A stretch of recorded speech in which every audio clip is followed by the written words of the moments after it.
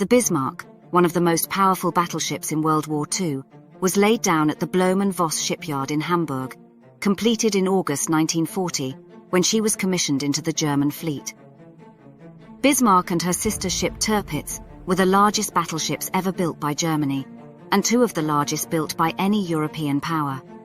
The Bismarck, accompanied by the heavy cruiser Prinz Eugen, left Gotenhafen, modern-day Gdynia, Poland, to raid the Atlantic shipping lanes. Operation Rheinübung, intended to disrupt British shipping from North America. The two vessels evaded Swedish and Norwegian surveillance and entered the North Sea.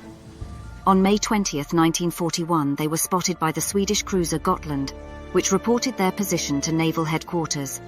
This intelligence was subsequently leaked to the British.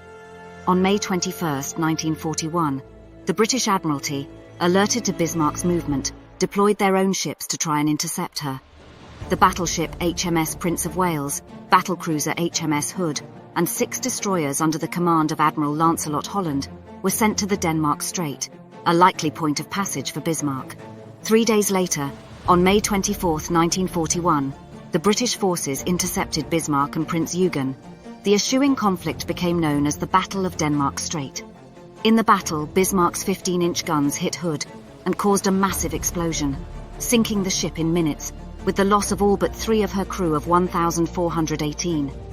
This marked a serious blow to the British morale, as the Mighty Hood, as she was nicknamed, was one of the largest and symbolically significant ships in the Royal Navy. Prince of Wales continued the engagement, but was also hit multiple times and had to disengage due to significant damage and malfunctions. Despite their victory in this engagement, the Bismarck did not emerge unscathed. It suffered sufficient damage from 3 hits by Prince of Wales. This forced an end to the raiding mission. From May 24 to 26, 1941, after the Battle of Denmark Strait, Admiral Gunther Lütjens, commanding officer aboard Bismarck, attempted to reach the safety of occupied France. British Prime Minister Winston Churchill ordered all warships in the area to chase and destroy the Bismarck. In all, 6 battleships and battlecruisers, 2 aircraft carriers, 13 cruisers, and 21 destroyers were committed to the chase. The British forces, now led by Admiral John Tovey from aboard the battleship HMS King George V, were in hot pursuit. But although the Bismarck had been damaged in the engagement with the Hood and forced to reduce speed, she was still capable of reaching 28 knots.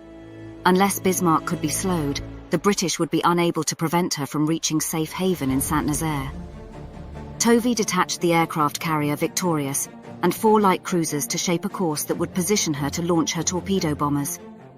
Victorious launched the strike, which comprised 9 Fairey Swordfish torpedo bombers of 825 Naval Air Squadron.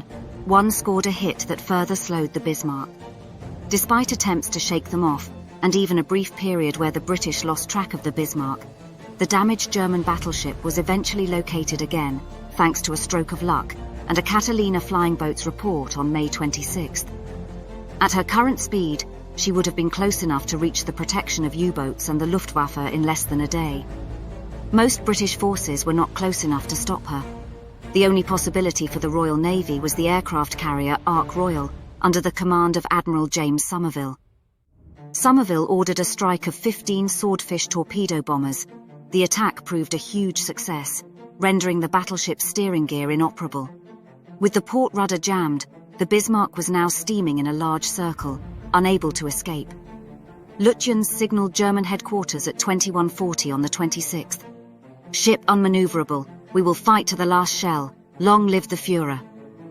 The British forces, now reinforced by the battleship HMS Rodney and several cruisers and destroyers, caught up to Bismarck. On the morning of May 27th, King George V and Rodney engaged Bismarck, and after a relentless assault of gunfire and torpedoes, the Bismarck was disabled. The ship, incapable of effective resistance, was shelled for nearly 3 hours before sinking.